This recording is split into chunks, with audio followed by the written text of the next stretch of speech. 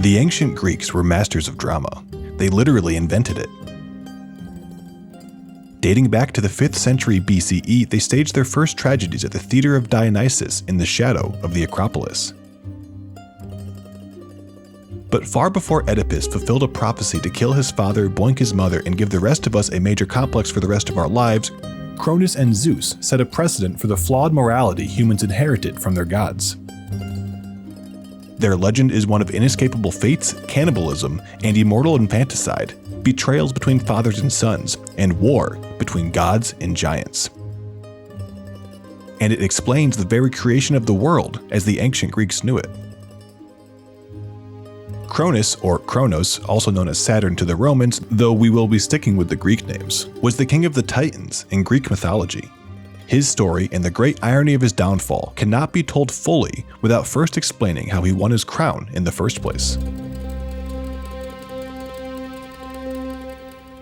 At the beginning of time, there was a union between Uranus, the god of the sky and heavens, and Gaia, the eldest goddess of earth. These primordial deities gave birth to 12 children called the Titans, and Kronos was the youngest of them. But the Titans had 6 older brothers who were slightly more monstrous to look upon. First, there are the Cyclops, 3 mono-eyed giants known for their incredible strength. Next, there are 3 Hecatoncheires, or the 100-handed giants, so named because they each had 100 hands and 50 heads. Uranus was so afraid of his grotesque and powerful eldest sons that he kept them imprisoned in Tartarus, the deepest depths of the Underworld. Gaia mourned the fate of her shackled children, and resented Uranus's cruelty for what he had done to them.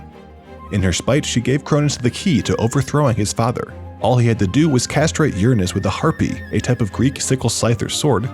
In doing so, Kronos would separate heaven from earth and become king of the Titans. Gaia had hoped Kronos would be a more merciful ruler than his father, so her other children might finally be freed from their prison in Tartarus. However, once Kronos sat on the throne, he realized he also didn't want to take any chances. He refused her, keeping his brothers in chains. Gaia was surprised and horrified, so she told Kronos of a prophecy that foretold he was already destined to lose his crown. One day he would be usurped by his own child, just as he had overthrown his father. Kronos believed there was a way around the prophecy, vowing that he would never have children. But the Fates had other plans. Kronos ultimately married his sister Rhea, which was a conundrum for the power-hungry king. Rhea, who was also an earth goddess like her mother Gaia, gave birth to their first child, a daughter named Hestia. Lovingly wrapped in a blanket, Rhea brought Hestia to Kronos so he could admire her beauty. Kronos opened his arms wide and smiled at his firstborn, but not out of happiness to have become a father. It was rather because he felt confident in the wicked plan he concocted to keep the prophecy at bay. He ate baby Hestia in a single gulp. Rhea gave birth 3 more times, 2 more daughters, Demeter and Hera, and her first son Hades.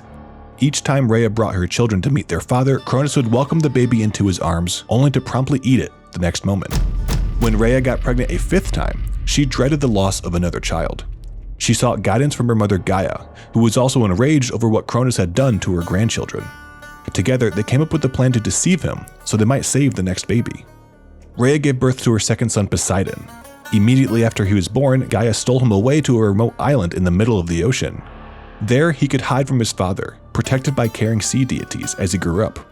Meanwhile, Rhea presented Kronos with an animal, a foal and some tellings, swaddled tightly in a blanket. Without even caring to look at it, Kronos ate it, assuming it was his newborn son. By the time Rhea got pregnant a 6th time, the goddesses knew they had a plan that would work again. When her 3rd son was born, they were so astonished by the radiance that seemed to emanate out of his glowing skin that they named him Zeus, which is shine or sky in Greek. Like his father, Zeus might have been the youngest of his siblings, but he was also the most powerful. Gaia ran off with him, this time hiding him away on the island of Crete, deep in a cave on Mount Ida. Rhea didn't even have to use an animal this time. All she had to do was wrap a rock in a blanket and hand it to Kronos. Predictably, he did not even bother to look at it before swallowing it whole. Now all Gaia and Rhea had to do was wait. With 2 living sons safely hidden away, the prophecy was coming, and both goddesses would have their vengeance on the god who had kept them apart from their children. When Zeus and Poseidon came of age, they began to prepare for the Titanic coup. Unsure where to start, Zeus and Gaia first consulted with Metis, the wisest goddess at the time and the daughter of Titans Oceanus and Tethys. Metis gave them a vial of liquid and told them that if they could trick Kronos into drinking it, the drugs inside would force him to vomit until his stomach was completely empty. They gave the vial to Rhea and entrusted her with this covert mission. With the same smile Kronos had given her just before he ate their babies, Rhea secretly slipped the drug into his drink. With only a sip, the Titan King was on the floor, clutching his stomach in pain. Kronos began vomiting, and when all else was emptied, the last thing to come out were 4 fully grown gods and goddesses. His children, Hestia, Hera, Demeter, and Hades, who had been imprisoned in his stomach for so long they were ready to take vengeance on the king who had been their captor. Suddenly, Zeus and Poseidon arrived to stand beside their siblings, demanding that Kronos surrender, ready for the star-fated coup that had always been coming.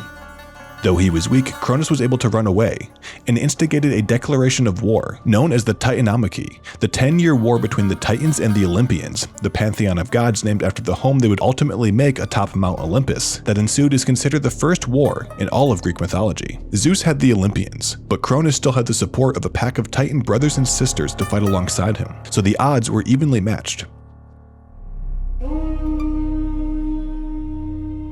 For 9 years, battles raged without any conclusion, as neither side seemed to be able to gain the upper hand. Even though Gaia had helped her grandchildren in the attempted coup, once the war began, she tried to remain neutral.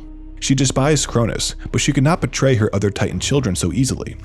However, when Zeus finally came to her for advice, she knew it was time to take a righteous stand.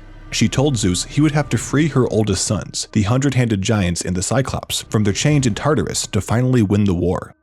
With this key, Zeus, Poseidon, and Hades made the very dangerous journey to Tartarus, luckily evading the many traps and foes they met on their paths.